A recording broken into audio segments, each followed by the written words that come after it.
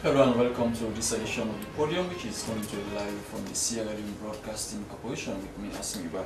Our quote of the day comes from the Prophet of Islam, who says, fasting men and fasting women, God has prepared forgiveness and a splendid way. In this edition of the program, civil society organizations raise concern over the recent alleged attack by some government functionaries on civil society members. What's government's reaction? We shall also find out. As Ramadan enters its fourth day, we shall be talking to an Islamic scholar on the importance of the first 10 days. Recent fire victims at Ejimama Street appeal for support. All these stories and more, including your text messages, which you can send to 0883735504. The program is Podium.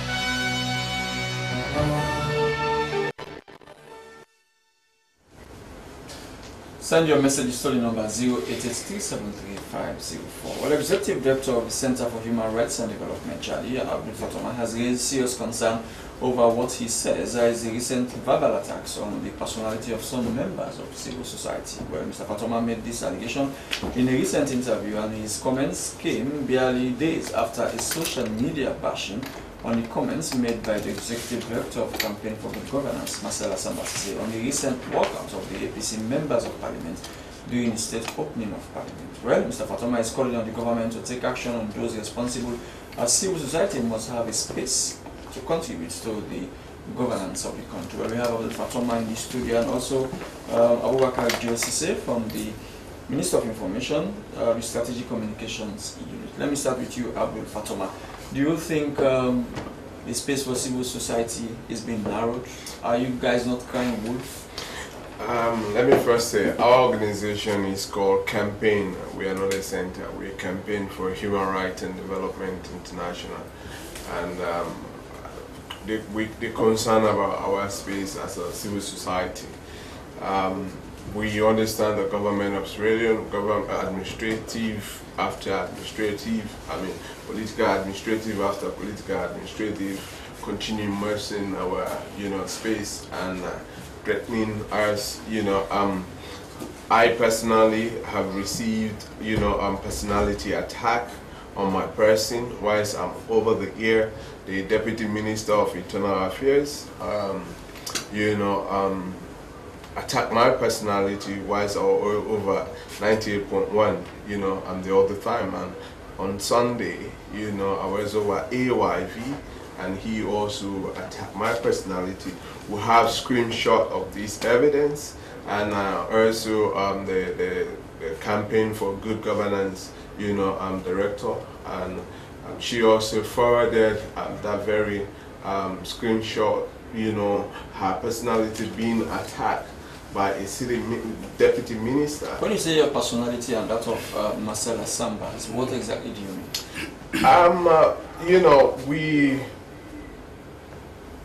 If someone comes over the year and talked objectively about governance issues, and we see in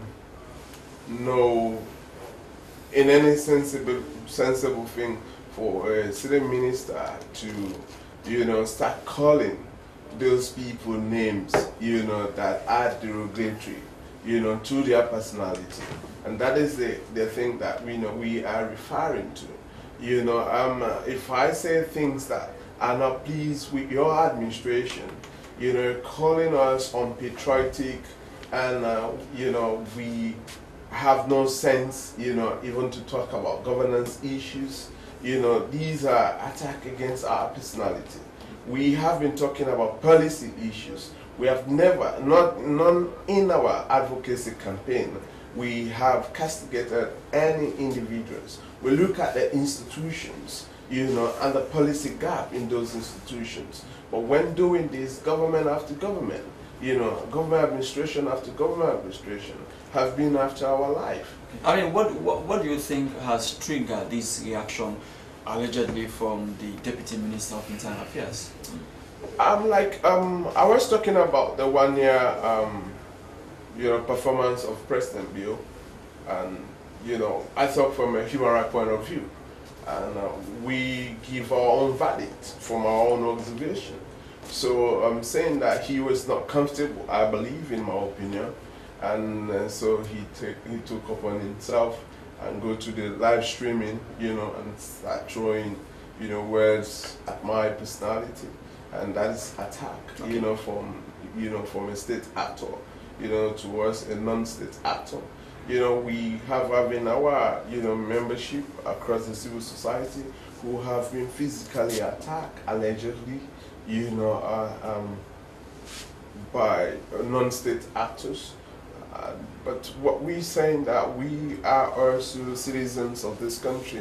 It is the responsibility of the civilian government under this constitution to protect us and concern about our welfare and our well-being. Thank you very much, Abdul Fatuma. Let me bring in Abubakar Giosisi from the Office of the Strategic Communications. Welcome to the program, Abubakar Giosisi. Yeah, thank you for having me. Now, it all started when Marcella Sambasise was on one of the local radio stations, and she gave her opinion as one of the credible civil society activists in the country. And no sooner she made the statement that she made, and barrage of attacks. She came under barrage of attacks allegedly by some people in governance. Some people say the government is narrowing the space for civil society.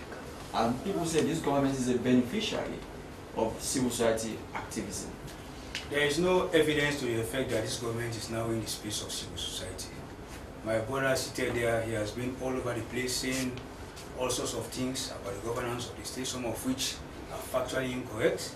However, he's been allowed to do his job because that's why they exist. So I wonder where this is coming from. With the issue regarding Lima, well, I'm actually not privy to the evidence. But if for any reason Lima took him on or some other person, I want him to understand that Lima is also the National Publicity Secretary of the Sierra Leone People's Party, and in any circumstance where it is deemed that his political organization has come under attack, he is the appropriate person to respond. So I think we have to get that very, very clear. But in that response also, he must not hit someone below the belt. Well, I've not seen him hit anyone below the belt.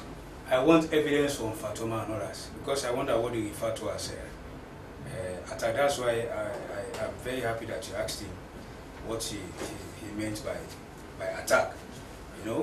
As far as we are concerned, I speak on behalf of government. The official spokesman for the government are the Honorable Minister of Information and his deputy.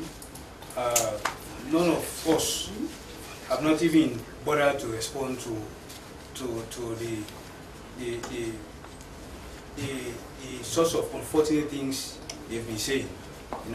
So when it is good, it's also making a distinction between non-actors and state actors. For Marcella, the head of campaign for good governance, has come under attack, and some people have labeled him as APC because they say he has made some strong criticisms. People also have the right. He's talking about state actors and non-state actors. You understand? Things done by state actors could be categorized as things done by the government. And in this case, I challenge him. I don't think any government functionary with the exception of Lima, which I'm not privy to. But I would say Lima is also a national publicity sector of the Sierra People's Party. And if he thinks his political organization is under attack, he has right to respond. But let's take, for instance, Marcella Sapa. Yeah? Last time he was on 98.2, I also listened to her. And when she was trying to profile solutions, that's what she thinks. She referred to Anes Kuma as President Kuma, and President Bio, the sitting president, who is the front in the front. She did not give that title. That speaks volumes about her thought process regarding the two personalities. But we kept silent on that one. And further remarks were made. A lot of remarks were made that were very, very distasteful. That we remarks also, such as? Well, that also I take to be her personal opinion, to which she has right. That's why we never bothered to respond. Understand?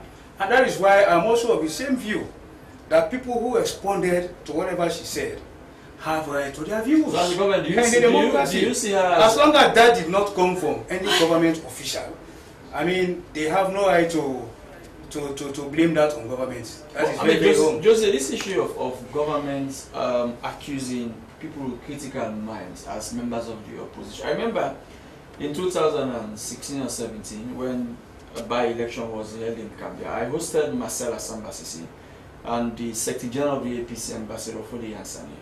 Marcella spoke strongly against the then APC government, and Ambassador Yansani accused Marcella as an opposition sympathizer. But we have not done so as a government. Let him bring evidence to show that a certain government official, understand, has attacked him for merely expressing his views, as he's saying now. You understand? That's what I'm here to address. I mean, even another young journalist, Thomas Dixon, he also posted on social media that he was allegedly attacked. Well, let me don't even mention Dixon. Dixon is very rude. He misbehaves all over the place. No. Just say, I have to say this. No, Dixon is not here to defend himself. So okay, fine. But you mentioned. Yeah, but using strong words. Because if I am using this strong, I'm using strong words. But mind you also, you're on air, Joseph. Yes. So to say somebody is behaving rudely, it's not an insult. That's just the way you behave. I follow most of the things he posts on the social media. He's been attacking people, especially that particular incident. You understand? He attacked Mr. Tutagi. Don't people have right to respond when you attack their integrity? For God's sake, simply because you're a journalist or a civil society activist, they attack people openly. They attack people's integrity. And when people respond, or people who hold them in very high esteem respond, they start complaining. That's not the way it should be. So is that what the civil society have been doing? Some civil society activists, some. You understand? That's what they do. But in this case, as long as whatever response is alluding to does not come from any government official, they have no right to blame it on. No, but he has pointed a finger on the Deputy Internal Affairs Minister. I've just told you the Deputy Internal Affairs Minister is also the National Publicity Sector of the SLPP. If he deems an allegation against his political organization to be one that has the tendency to undermine the success of that organization, he has right to respond. But you cannot divorce his but even that, what has been the response from Lima that is being blown out of proportion? To say because of ABCD, I think you are this. Is that the sort of verbal attack that should wire people to come and sit here and say things? No, but I don't think so. No, but it has to do with if a civil society person is being accused of belonging to a political party, that undermines the person's integrity. That's an opinion expressed by anyone. You understand? The same way a civil society activist can sit here and make frivolous allegations against people in government. Okay, I mean, you understand? They claim it is their, it is their opinion to which they have right. I think other citizens as well can exercise that right. Please, Abubakar Josise, the program is a podium coming to you from Freetown. Send your message to the number 0883733504. Well, let's go to another issue now. A recent fire accident at Ejimon Street on Tower Hill has left hundreds of people homeless. The fire incident happened on Independence Day, and the cause of the fire is still not known. Well, the fire victims are now appealing to citizens and the government to support them to start a new life. Well, Soloma Suma is among the fire victims and he is here with us. Welcome to the program, Soloma. Thank you very much. The cause of the fire is still not known, but how can you describe the life of victims at the moment? How can I describe life at the moment? I think life at the moment is very poor. Life at the moment at AJ Momo Street is very sad. Life at AJ Momo Street is like life being neglected by the government of Sierra Leone and the people of Sierra Leone. Because we've been seeing when short disasters happen in other areas across the country, we see a response from the people of Sierra Leone, we see a response from the government of Sierra Leone. But since it happened, as he said on the intro, that it happened on Independence Day, the 27th of April, and today is the 9th of May. How many people are homeless at the moment?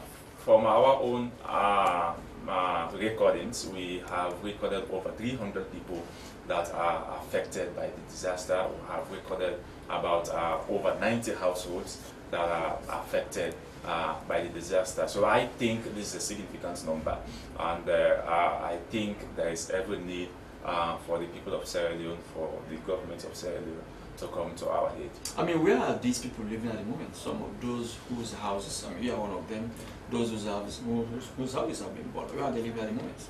Well, a significant number of them are living on the ground.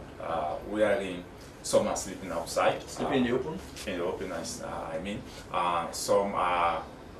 Some spend the day at the site, and then at night they move in different locations to see whether they can find somewhere to lay their heads. I think that is very derogatory to the people living at that particular disaster site.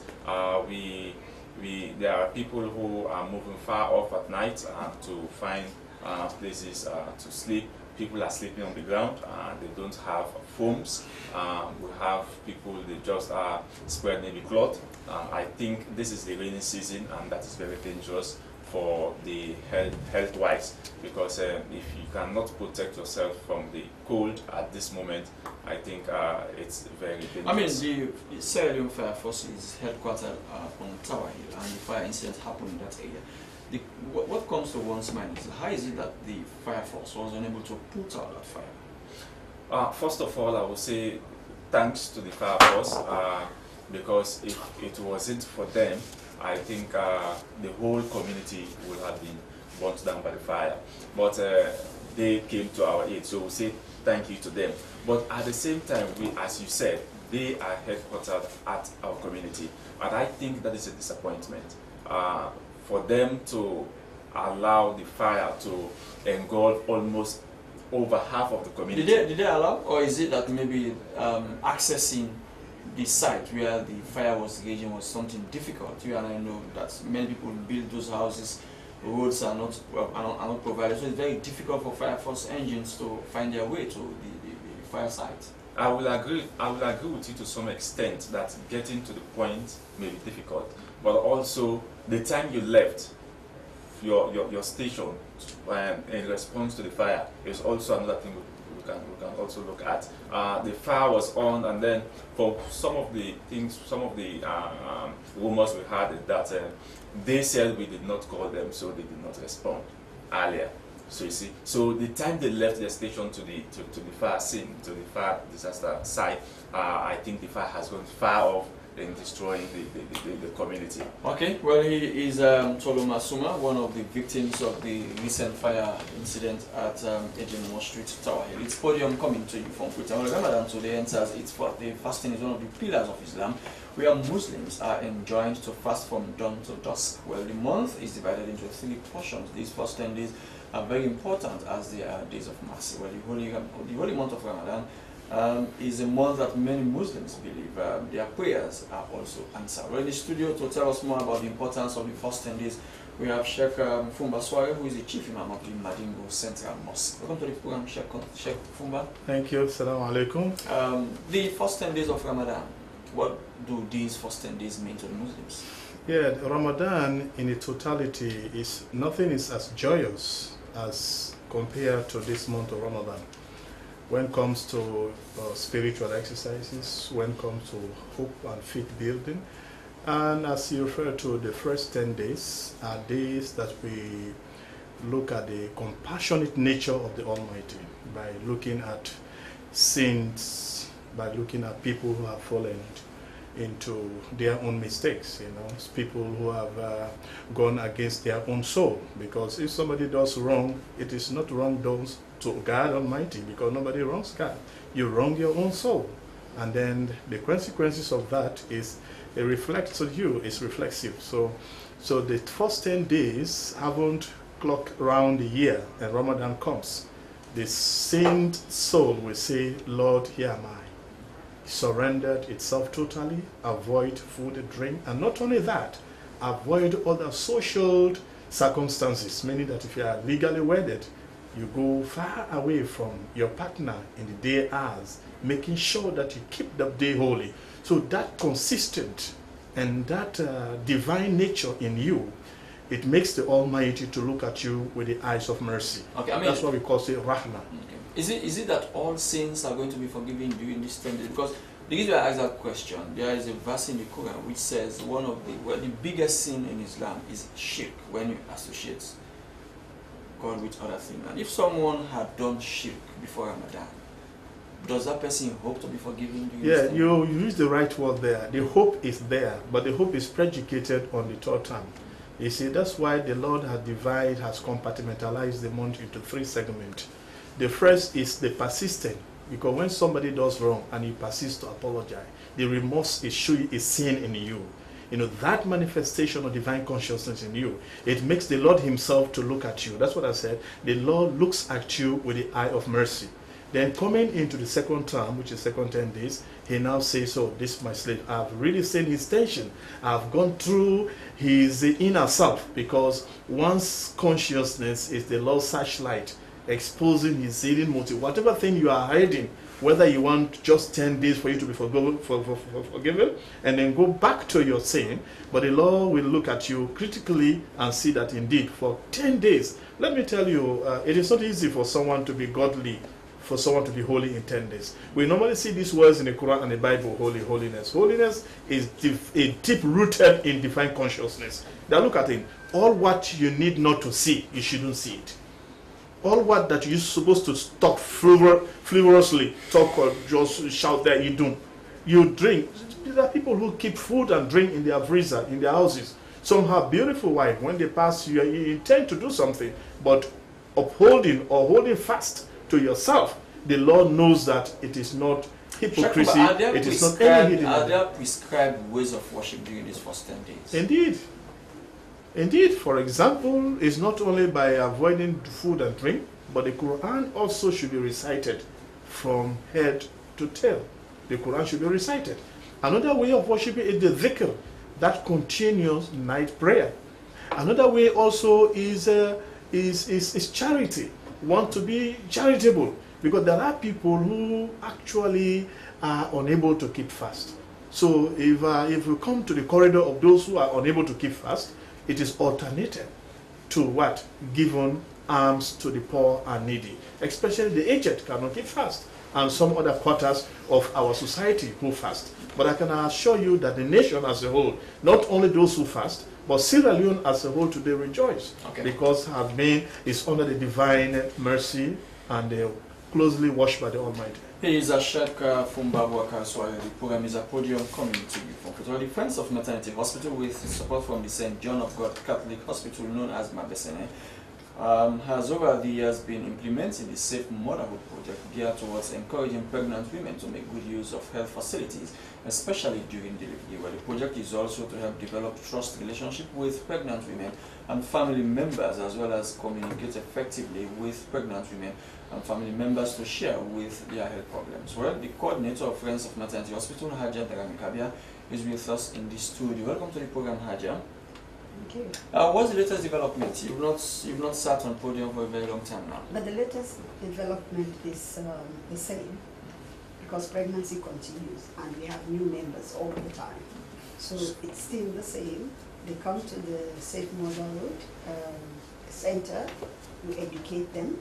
But the most recent thing we had on the 5th of May was the International Day of the Midwife, which we celebrated in the village. And this is what I am really trying to help, because when celebrations come in the country, they stop in Freetown. And pregnancy, I think we do have more problems with pregnancy outside Freetown, especially in the remote villages, the far-to-reach villages. And these are the people that we have to motivate so that they can understand their pregnancy and what to do. Have they seen the need to come to the hospital once they are pregnant? Oh yes, now they are, because what we do, the Safe Motherhood Center is not located at the hospital, because there are people who just don't like to go to hospital. So before even nobody likes to go to the hospital. Well, no. I like to go to the hospital because, and this is what we want to tell them, that you should like to go to the hospital, because when you go to the hospital, they will investigate what is wrong with you and the appropriate medication given to you. But what our people do now, especially, I don't know what is wrong with Sierra Leone. We have hospitals all over the places. We have pharmacies all over the places. And the pharmacy is a place where you go, you take your treatment, care, and buy your medication. It's not a diagnostic place. But we have some pharmacy where they put on drips, they are there, admitted, and this is very dangerous for the nation, because you don't even know what is wrong with the patient, but you're giving that patient medicine. And we've been advocating for people to go to the hospital, where they will get a very good diagnosis and be treated according to their diagnosis. Now, these pregnant women that are of interest to you, how many of them do you normally see? How many of them do come forward to you? Well, on Mondays, the Safe Motherhood operates on Mondays and Thursdays with the help of St. John and the African Viva, who sort of supported our organization. They come, sometimes we have 20 on Thursdays, because we also include the suckling mothers. Because what happens in Sierra Leone, we tend to oversight the postnatal period.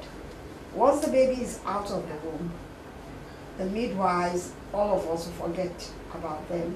They go home, no follow-up, we don't know what happened, and that is it. So we are trying to... And what's the effect of that on the mother and also on the baby? Well, of course, the mother doesn't know what to do. And of course, babies, we don't know how many babies die after coming to the hospital. We don't know why they die. And this is one of the reasons why our infant and maternal mortality rate is high. With all the things that had happened in Sierra Leone and all the help that had been given to us in Sierra Leone, our infant and maternal mortality is still high. Okay. Why is that? Okay. She is Haja Aisha Veronica. The program is a podium coming to you from foot. Now, Abdul Fatoma, many a time, civil society members have come under criticisms, not only by this government, even when the previous government was in power. Some people say civil society members have not carried themselves well. Some are more politicians than the politicians. Well, they meet with these politicians in place and the politicians know them. That comes clearly shows the government of Sierra Leone has been irresponsible in terms of controlling the voluntary sector properly. Responsible, countries that think, the voluntary sector, where we have the civil society, the development sector, they have a regulation, laws and policies for this group. Like for example, United Kingdom, where I resident, charities have the charity commissions. They issue out registration to that charity, and there are procedures, and there are rules to be followed. Like for example, if you are a charity, you are allowed to attend political function, political activities, but it should not be your main focus. because you are not a political organization. But that is not the case in Sierra Leone. I'll put it to you. You hear some organizations, their niche is about child issues, but they speak on political matters. Yeah, their niche is about environment, but they speak on political matters. So allow me, that's the reason why I said that we as a country, we have been irresponsible in terms of regulating this sector, a very important sector, and that plays a pivotal role to peace building, respectful rule of law, human rights, and also national development. Because we are in two sectors, in this sector. We have the development sector, we have the advocacy sector. And some organizations set up, and they have their mandate. It depends on their internal policy, what they're doing. But some of us are responsible, are professionals. We are not just ordinary civil society people. Some of us are lawyers, some of us are, some are accountants, some are even medical doctors, and so we have the professionals and who goes out and behave professionally. Like you rightly said earlier on, I was arrested by the previous government and I was detained. My passport was seized for 45 days for me not to leave this country. I received several death threats. I also, a commissioner by them from the previous government also issued a threat remark against me that if I enter here in this country, it will be my very last day. And I challenged that commissioner. I was here. I've been going and coming. And then now, this same government that they were branding me with, I'm their mouthpiece. The APC was saying that SLPP is supporting me to challenge them, in order to destabilize this country.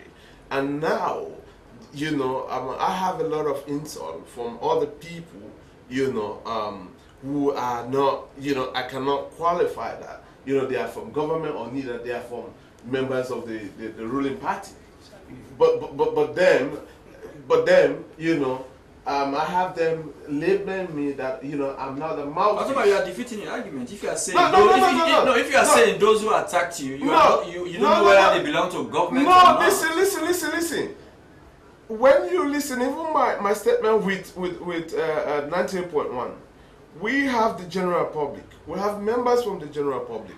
When the deputy minister of internal affairs personally attacked my personality, and Josie said he has not seen what Lima want to challenge him. We have the evidence. I don't only have evidence about Lima attacking my personality.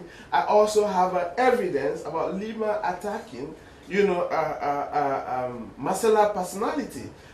I've been attacked both by state actors and non-state actors. That is what I said. So there is no way I can defeat myself. I'm a professional. I'm well trained. I know what I'm doing. So if he is saying here that, and this brings the conflict of interest in our governance issue, because if we have a sitting minister who happens to be also the mouthpiece, and when he was insulting me, he didn't make a disclaimer that, he's acting as a publicity secretary whilst making that comment. So I refer to him as a sitting, minister. So with that, he is a state actor. And I also have evidence. So do you feel threatened by Lima's statements? No, personally, I don't feel threatening. I don't feel threatened because this is not the first time our organization have had a confrontation with state institution. But his position as a deputy internal affairs minister that has the power, to advise the police as to how to do their work. So is that your worry? So no, I'm not worried about that because I've never been worried about my life. I know through this work I will get killed. Through this work I will get jailed. Through this work I will develop enemies. Through this work I will develop friends. So I've never been scared of all those things. Like I'm one person that if today is my time after this studio, I'm okay. And what about those civil society members who people say have not carried themselves well? They are more politicians than the politicians. This comes to some people say the civil society has been divided. You have the green civil society, you have the red civil society. We don't need to play blame games here as a country. No, but for example, if we as a nation, listen. Can I say something? Okay. Are you following up your other question? Yes. If Joseph, for example, knows a civil society who sympathizes with APC, and that civil society comes out and makes some statements, do you think Josise would treat that? And also, if Cornelius Devoe, who is the spokesperson of the APC, knows the civil society whom he thinks sympathizes with the SLPP, if that civil society makes criticism against the APC, do you think Cornelius will believe him? Okay, with this your last illustration, probably will bring the curtain down on this. This very Cornelius Devoe you making mention of, he was the one castigating me. I'm labeling me with all kind of names. And this is the same Cornelius Devoe now in opposition, using my words against the ruling government. And somebody who says to this public, he was then the deputy minister, you know, in the previous administration, that, you know, I'm not patriotic, I'm an agent of SLPP, you know, and there's nothing I would say their government will listen to, but thank God they implemented most of, you know, our suggestion. And this government also has implemented most of our suggestions. So what message are you sending to the government? So politicians, you know, they say words today, and tomorrow when the system change with them, they also follow so the what message are you sending to the government at the moment? We want the government, in a release that civil society members came out with, they said the attack has been systematic. And is the attack systematic? Exactly. Yes. The opening of parliament, the second opening of parliament, allegedly another civil society was attacked. He was brutally, you know, beaten. And then the following day, you know, Marcella was over the year, and you know, she was attacked, you know, verbally. And then what happens next? I was over the year, you know, this week and the other week, you know, I was attacked. Are these not systematic? And it is widespread and systematic. Josie say widespread and systematic. That blemishes the image of your government. I take great exception to that. He has not come with an iota of evidence to substantiate his assertion. You understand? You at some stage you got confused as to whether it is actually state or non-state actors who are. I can never be confused over that. No, but you got confused to the no extent way, that I justify my point. Okay, please let me just. You cannot bring a lazy point to this argument. Let us be civil, please. I am on my leg. You understand? I think what Fatoma and others are trying to do is just to give this government a bad name for whatever reason they don't know. But these are the same guys that were accused of sympathizing with your party when your party was in opposition. So why do you think now your party when an APC person comes here, come and put that to him. I'm speaking here on behalf of this government. One, no state actor has attacked Fatoma or any other person in the civil society landscape. You understand? Secondly, I'm here to maintain that whatever issues Lima had, because I'm not privy to that. I've not seen any evidence to the effect, nothing. I'm just saying this. Whatever issues they have with Lima, just telling someone you belong to, I suspect you belong to this political organization, does that constitute... But that attacks the person's integrity. No, let me come. These are normal exchanges between people. You understand? When you have such circumstances. Now, on the part of the government, you cannot use one instance to be generic. That's why I'm challenging him. Which state actor are you referring to? Now he's also talking about Lawrence Lima. No, but Lawrence Lima, I've just so that if that is if you're just telling someone you belong to a political party is the issue, then I mean this is a joke. But also I've also stated here, you understand, that one can be dismissed with a wave of a hand or a slight response. You understand? When we talk about verbal attack, we all know what verbal attack is in the strict sense of the word. Yeah? But in this instance, I've also mentioned the fact that Lawrence Lima he's playing a dual role here. He's also a national policy sector of the SLPP. If a situation arises where he thinks his political organization has come under attack, he has rights to respond. That's why he holds that position. You understand? That does not mean I'm alluding to the fact that he actually attacked anybody's family, because I've not seen evidence to that effect. But here, as far as government is concerned, President Bio has stated the time without number. The civil society and the media are the bedrock of the governance of the state. He holds the civil society and the media in a very high esteem. That is why he's not going to concede on how their space. You understand? That will not happen. But we have a situation where, well, you are putting it to my water. We have some of our civil society activists who are being carried away for whatever reasons. Things happen to certain people, they turn the other way. And it both happens parties, to certain other people. And both parties, you see them become possibly have benefited from that. Let me come. I will not say anything that has to do with the APC here. Let them come and speak for themselves. I'm saying, you understand? Somewhere, somehow, I will say it is hypocritical, because if something happens to one person and you turn the other way, and it happens to another person and you are so vociferous in your condemnation, then it speaks volumes about what you stand for. Thank you very much, Abubakar Josie. Said the program is a podium. Well, we are going for a short break. After the break, we shall read the first message that we received. The program is Podium.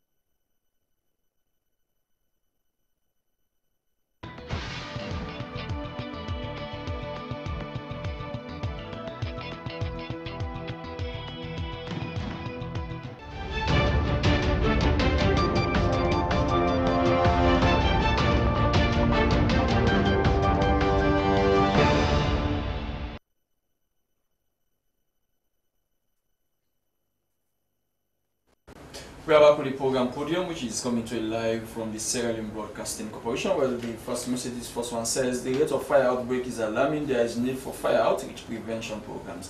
The government don't have respect for civil society, and that is very bad for the governance of the state. One said, Joe, keep it up. Don't allow some unpatriotic people to distract the new direction. This one says, government needs to focus on development and allow people to say what they want. It is their right. Those politicians are selfish. They simply benefited from the voice of the civil society. In fact, they came to power through the strong voice of civil society. Now they are in power and are threatening that voice too bad. This one says, Marcella Sambasi is a very decent civil society person. She can never bend down to bootlickers. Keep it up. This one says, this is surprising to hear Josie saying Dixon is rude. This is uncalled for on TV. The new government has been calling the former government as IMPs and refused to pay them their end of service benefit. But as soon as you tell them the truth, you become the enemy.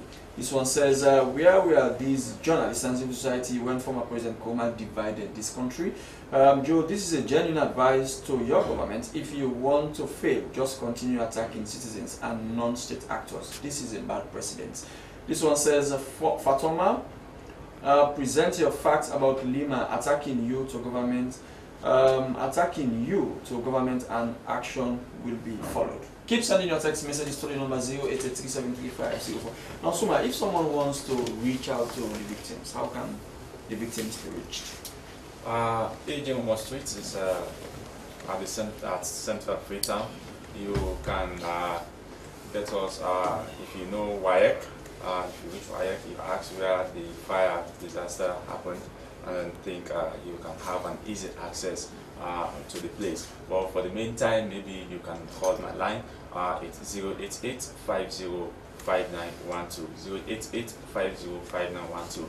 As I was saying, we want to tell this country, we want to tell the government that indeed people are suffering at the disaster site. It's over 300 people, as I said earlier, and we are also calling on religious leaders. Thank God we have a religious person here. There are people who are keeping fast. They need food to always cut their fast. So we are calling on the religious leaders, we are calling on the government, thank God the government person is here from the Ministry of Information.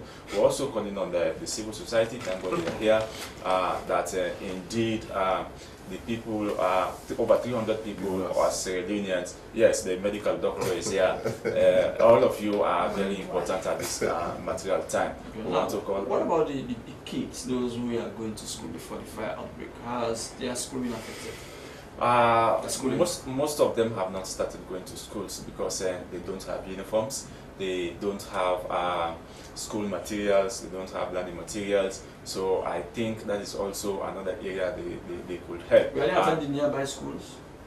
Some, yes, some have. Was the school bound up? No, we don't have a school located.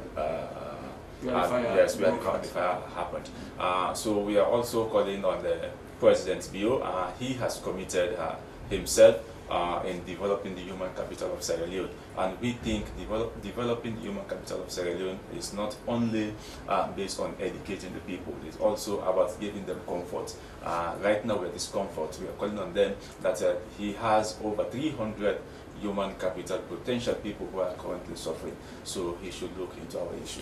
Thank you very much, Choloma Suma. The program is Podium. Now, Sheikh Fumba, let us look at the ways Muslims have been observing these first 10 days. What are the, I mean, because we have the do's and the don'ts. What are the don'ts during the first 10 days? These first 10 days, as we said, it goes into the second 10 days and overlap to the last 10 days, where we have the biggest opportunity, as you were asking, in terms of those who associate or the Lord with the Almighty. There's a biggest opportunity waiting there, and that has a propensity to have that person forgiven. But the don't in the first 10 days is the reluctancy people to, or the tired, how do we call it? When someone breaks fast, you feel very reluctant. You don't become re-energetic. You need to be re-energizing yourself to make sure that the entire prayer activities is met.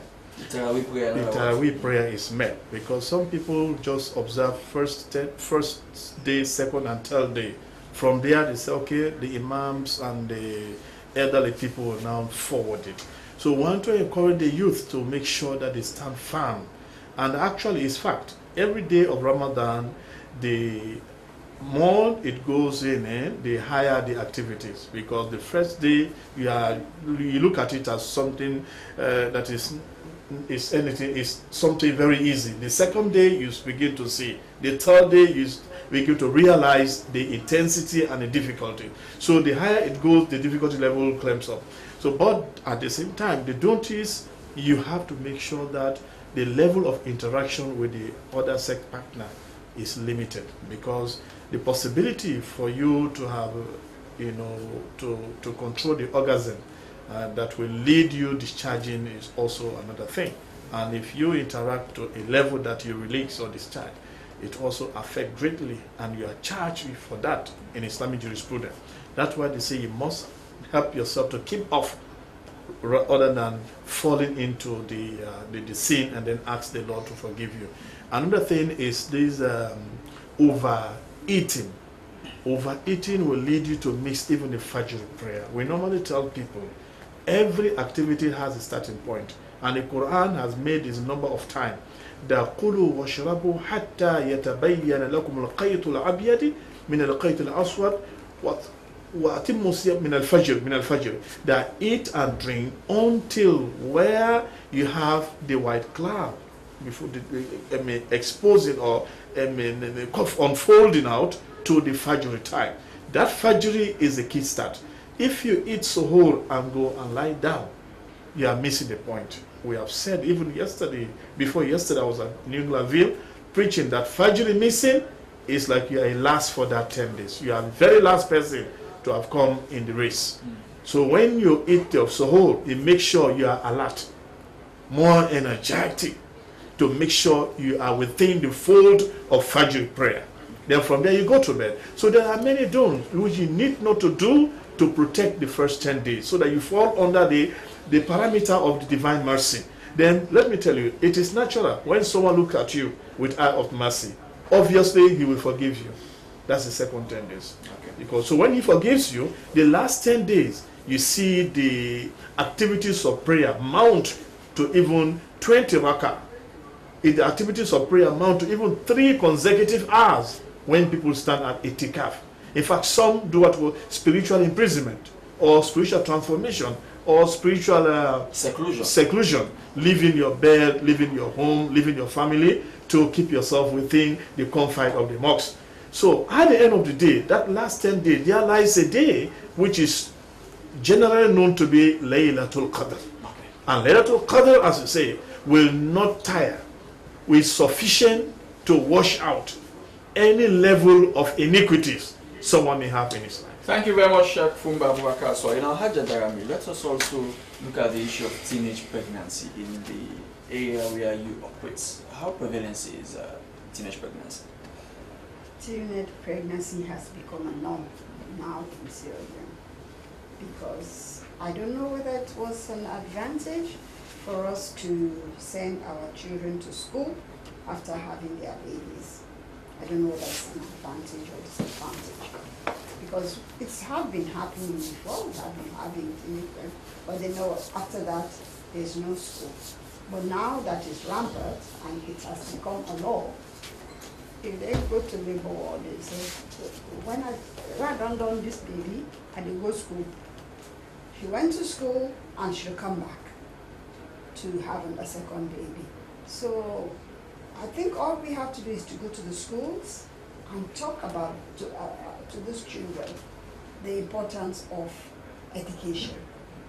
And we have to take role models, people who have achieved, people who are doing very well in the society, and they are women. Because what is happening, the young people think that they can only dress well when they have men giving them money. And no man gives money just to someone who is not a relative. When they give, they expect something to be given back to them. So we have to go to the schools and talk to these young girls. Okay, family planning is also another one. I mean, we are putting so much money on family planning. I don't know whether it is the answer for our young girls, because there are other ways. Okay. Okay, Ajadaram, we shall bring you another time. Now, Fatuma, as we are trying to round up this program, you've heard Joseph, as far as he is concerned, the government has not narrowed the space, contrary to the release that civil society comes out with. You see one thing, when government start accepting, some responsibilities and work on it, and then we start seeing something better for the people of this country. It was in this country, I was one of the people who negotiated the release of Edmond Abu, and I wonder how it caused that when he wanted to stage a demonstration on fair price. He was arrested and loaded in a truck, very filthy police truck, and he was, dragged to the CID, and I have to negotiate, his release. And Lawrence Lehman, when I talked to the Minister of Internal Affairs, Edrosuliku, and he gave us Lehman, and Lehman accompanied me to the CIA, and we negotiated the release of Edmond Abu. Together I was there with Ibrahim Tomei, another civil society person. All the civil society activists after the election, during the election, and now they have been attacked physically. And from I-91, here in Freetown, and some of that is us something Josie said. Have been verbally. That is something Josie said is not accepting. He's saying no. He's asking for evidence. No, there are evidences. Like we are saying this clearly. I'm on record. Our organization is a research-based and evidence-led organization. We have challenged government, not today. And we now challenge the government if they think that we are building false images around them. This is a constitutional republic.